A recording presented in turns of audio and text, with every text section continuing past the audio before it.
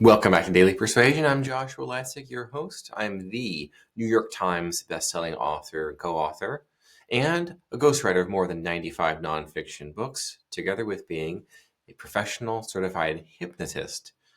And it's through this unique lens of experiences I teach you how to influence the VIPs in your life. You are probably seeing, even now, still, clips from the viral 60 Minutes interviews with the so-called U.S. aid workers. Now, one clip that 60 Minutes posted, I want to read the post of theirs. It goes like this, quoting the person being interviewed, Kristina Drye. 12 days ago, people knew where their next paycheck was coming from. They knew how they're going to pay for their kids' daycare, their medical bills, and then all gone overnight, says Kristina Drye, who was fired in the U.S. aid shutdown. Turns out, she was not an employee of USAID. She was a consultant, apparently a highly paid consultant.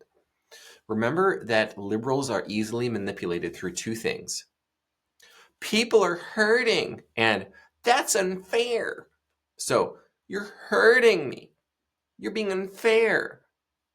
Kristina Drye knows this, but she is withholding the fact that she was not offered a buyout. A lot of people were offered quite generous buyouts. And she was not one of them. She was a highly paid consultant. And if you look at the salaries of the people who were canned from via US aid or took the buyout, these people were living high on the hog. But if you listen to her, knew where their next paycheck was coming from, what does that sound like? That sounds like someone who works at Walmart. Someone who is a part-time barista and a part-time student, single mom with 2 toddlers. Pay for their kids' daycare, their medical bills. If you look at all of the exposés of the USAID corruption, billions of dollars, tens of billions of dollars were going to high net worth and ultra high net worth individuals and the various pet projects, various nonprofits and NGOs that didn't exist to solve the problem, but they existed to cash out on the problem, cash in and cash out on the corruption via USAID. Remember Mike Benz famously said that if it's too dirty for the CIA to do, USA does it? Yeah. So what we're looking at is we are looking at state propaganda right now. This is state propaganda. Can you find us an actual US aid employee who took the buyout that was generously offered, who doesn't know where the next paycheck is coming from? They don't know how they're going to pay for the kids' daycare, the medical bills, all gone overnight? No, none of that actually happened from the story. This is completely and totally false.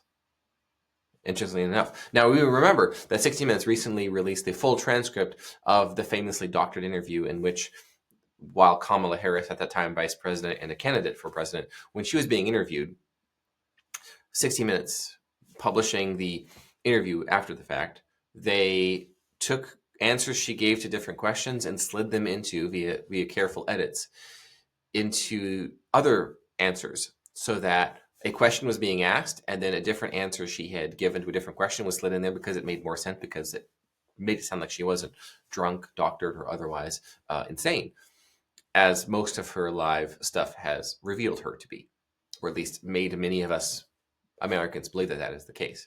Now, here's a character called @Bowtied Trance, Bowtied Hypnotist, fantastic account on the X platform, formerly Twitter. Commenting on this particularly viral clip, Bowtied Hypnotist says, "The government was blowing my tax dollars on wasteful US aid programs, printing more money, triggering record high inflation. And look, Kristina, I can't afford gas, groceries, and paying your salary anymore. I had to choose gas and groceries. I'm sorry." So this is a brilliant reframe of it. Brilliant reframe. So Bowtied Hypnotist is saying, sorry, Kristina, it was between me affording gas and groceries or your job. We couldn't afford to pay your salary anymore. That is the moral authority frame.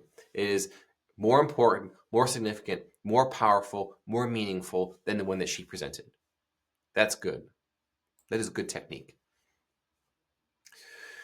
And then a character called @UncleOwl on X, quote posted, or rather replied to what Bowtied Trance just said, saying, Are these former employees of public services acting as though they are entitled to a job? I've never heard a better justification for mass layoffs without prejudice. And then Bowtie Hypnotist quote posted that one and said as follows: entitled is a great counter-propaganda word.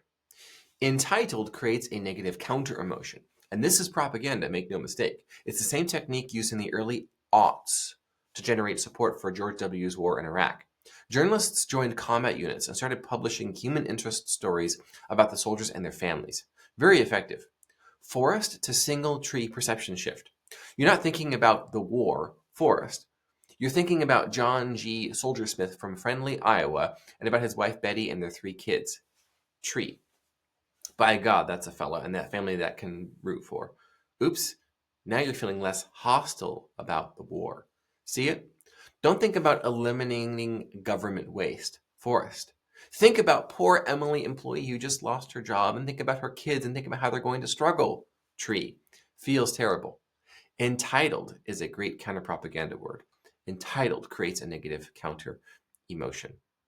Notice, by the way, that Bowtie Trance began and ended his post with the same thing. You notice I will do that quite often. If you notice that, I do this in these videos from time to time, where I'll begin it and then end it the same way, or I will write a post that I begin and end the same way. Good technique.